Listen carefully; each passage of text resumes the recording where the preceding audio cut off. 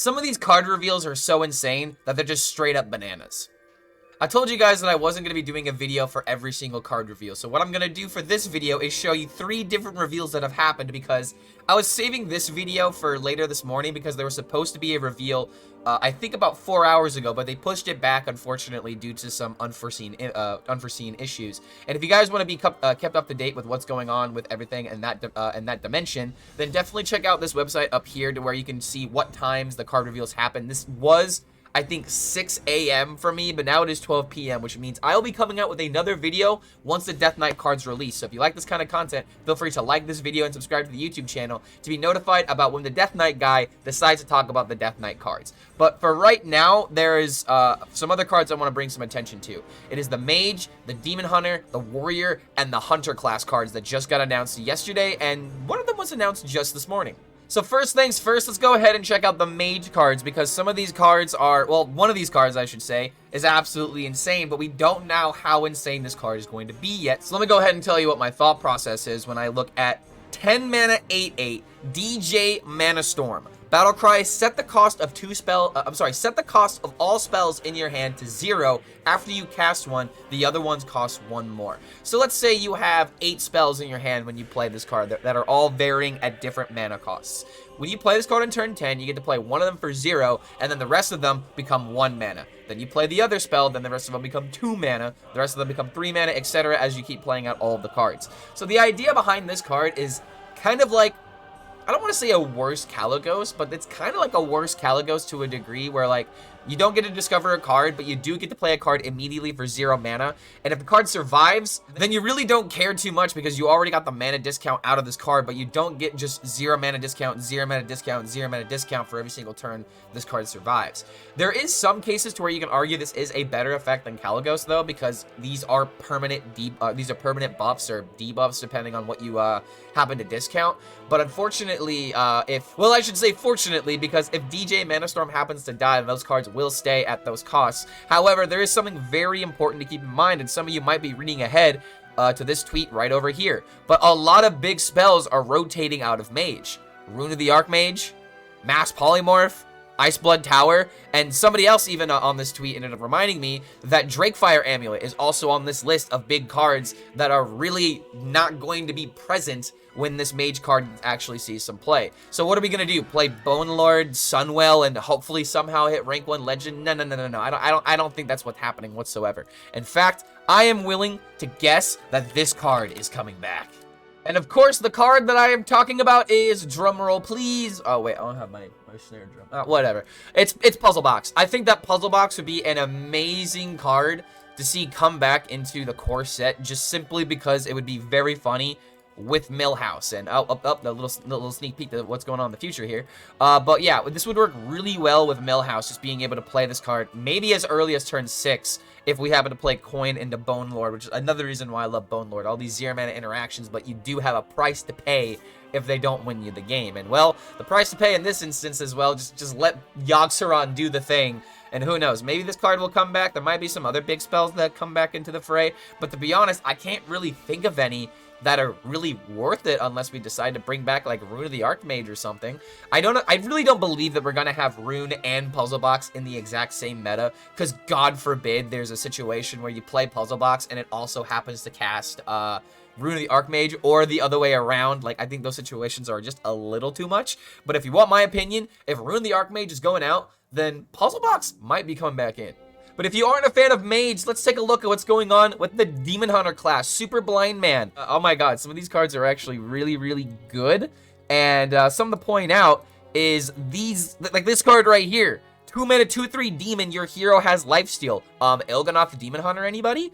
This is absolutely something that could be used in Wild, but in Standard, I think that Outcast cards just got an incredible amount of support. I actually played Outcast Demon Hunter for a little bit when I think it was Walloper ended up getting buffed from a 7 mana card to a 6 mana card. And now, not only is this card able to be synergistic because you get to draw your Outcast cards, it doesn't actually discount your Outcast cards themselves, but it's just a 4/2 weapon that can potentially be replayed and depending on certain situations.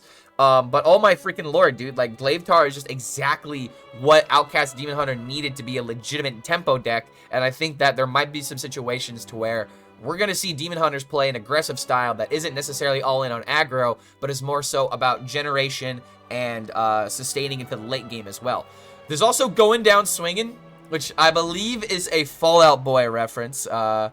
Gonna go down swinging, something like that. I forget the part that exactly is being referenced, but I'm pretty sure this is a Fallout Boy reference. In any case, 5 mana, give your hero +2 attack and immune this turn, then attack each enemy minion. This is a good card. This is a great card, and you want to know why this is a fantastic card? Because this means that you can also hit face as long as there is not a taunt minion on the field. And how do I know this? Because you can literally just give yourself all the attack that you're going to before you play this spell, swing into the face, and then play this card. That is the reason why Going Down Swinging does not hit the enemy face, because you would technically have a Wind Fury capability, -2 attack, of course, and that would just be a little bit too bonkers for 5 mana, granting how good Demon Hunter is at buffing its attack stat. So this card can technically hit every single enemy. It's just you have to swing first, and you don't get that +2 and immune. Not like you need immune going into the enemy face, but it can do everything that you wanted to. So 5 mana legendary seems very fitting, especially if we get any more support for a Demon Hunter. And keep in mind, this would also work with your weapon. You could potentially swing with your weapon, obviously to the face, and then play this, and then you get rid of the durability, and maybe there's something else that can happen from that. I'm kind of not sure because we haven't seen all the cards yet, but as of right now, this is just a really good removal tool for Demon Hunter because it wants to keep improving its attack. Last and not least, there's Instrument Smasher, a 4 mana 3/6. Whenever your weapon is destroyed, equip a random Demon Hunter weapon.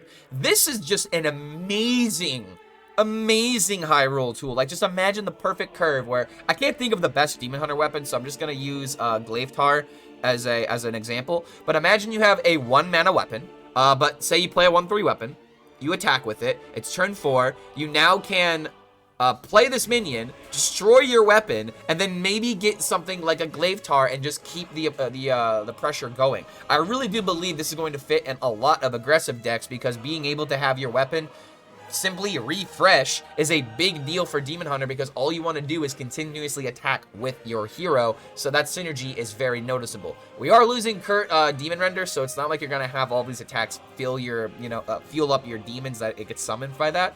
But I do believe that an Instrument Smasher is a great aggressive tool that I believe a lot of people are gonna sleep on originally. But this effect is depending on how many weapons are in the rotation for Demon Hunter. I think it's a really good card.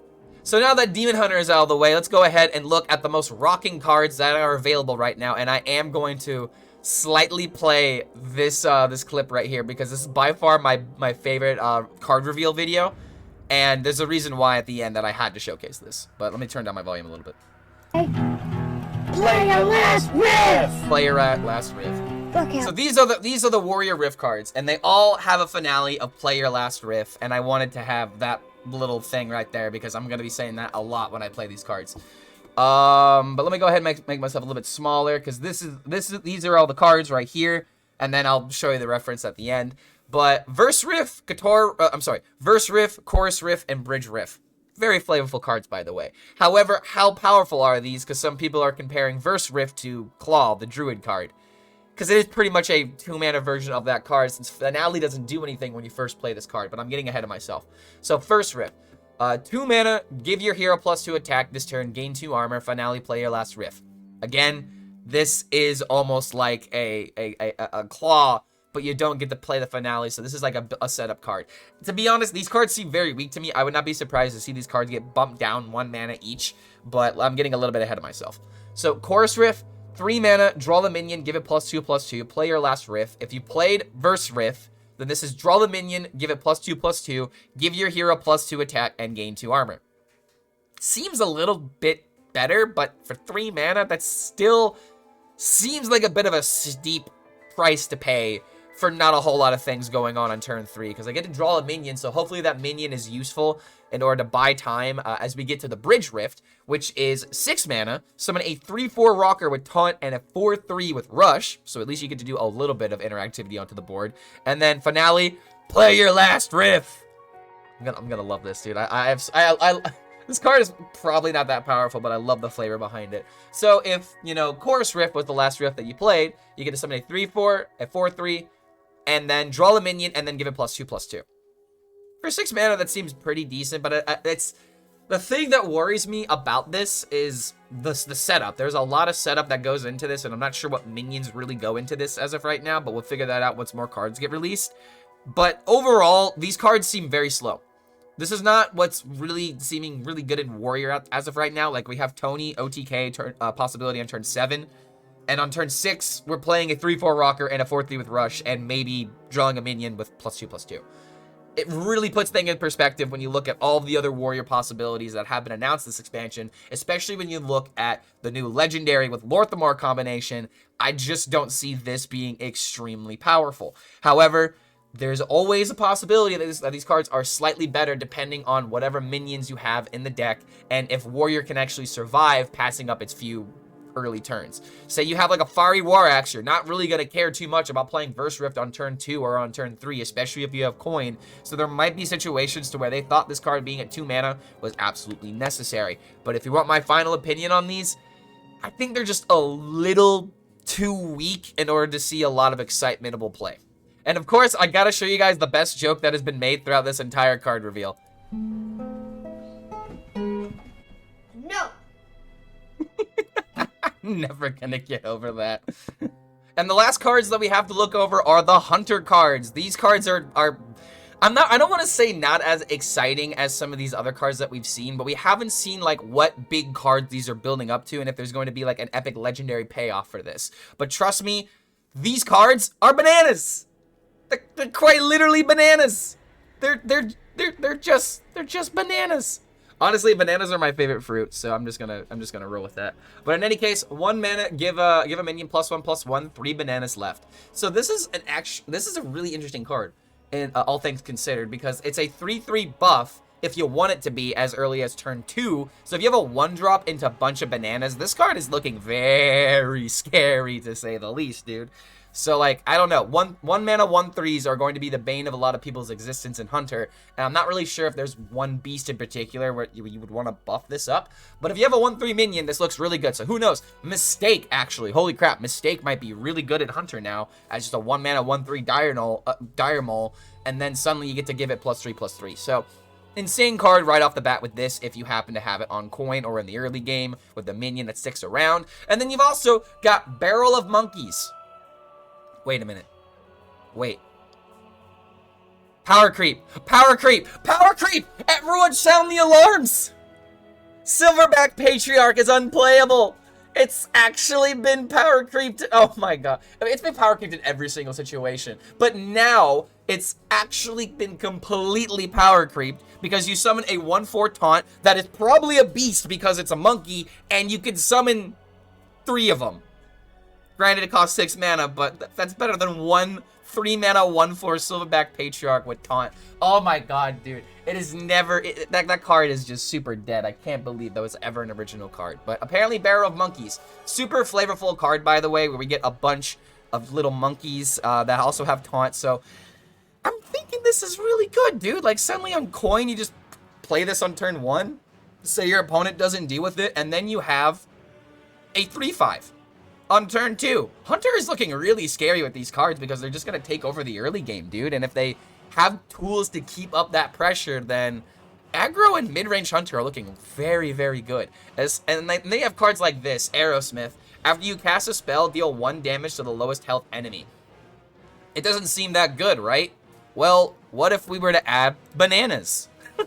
like you kind of see these synergies already showing themselves here, where it's like if you play this card or coin it on turn 1, then suddenly you play 3 bananas on it. It's going to deal a bunch of damage to either the board that they generate or just straight up to the face. So hold on a minute. If your opponent doesn't play any cards and you coin this out on 1, you deal 3 damage to the face, additional 2 damage, and then additional 3 damage from the other bananas.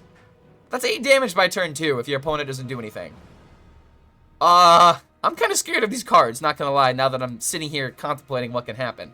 And now we got another 4-mana 4/2 weapon. Really good for Hunter, by the way. Death Rattle. Summon a random 1-cost beast. Cast spells while equipped to improve. Okay, so it's while equipped to improve. But again, there are bananas! This is actually just bananas, dude! Banana Hunter is gonna be a real thing! It's just bananas! But in all seriousness, dude, okay, so you play this card on like turn 3, turn 4, and then you play all 3 bananas. You're probably summoning a 4-drop more times than not. So imagine just pulling an Asharan Saber out of nowhere with Rush, or maybe there's a situation where you can play 5 spells and then you find a Tundra Rhino if Tundra Rhino potentially comes into the core set, if it's not already. There's a lot of potential for this card to be really good, because not only is it a 4-mana 4/2 weapon, it does something proactive when it dies and synergizes extremely well with the rest of your cards. So I'm not gonna lie, dude, all of these Hunter cards, like individually when you look at them, aren't that good. But then when you realize what all they do in combination with each other, I'm starting to be a little bit worried about Hunter, not gonna lie. Aggressive Banana Hunter looks like a very real archetype, and I'm going to be a little bit scared when it comes to fruition. But those have been all the reveals since I made my last video highlighting the Warrior cards. However, I will say there will be one more video coming out when the Death Knight card actually comes out. And after that video is made, I will be live streaming here for a bit. That'll be, you know, that information will obviously be on that video. But if you guys want to go ahead and check out the Twitch stream, it's at twitch.tv/ClarkHellScream. And as always, if you enjoy this kind of content, feel free to like this video and subscribe to the YouTube channel to be notified about any of our future updates. Thank you so much for tuning in for these card reveals that I totally wasn't expecting on doing, and we'll see you for the next video.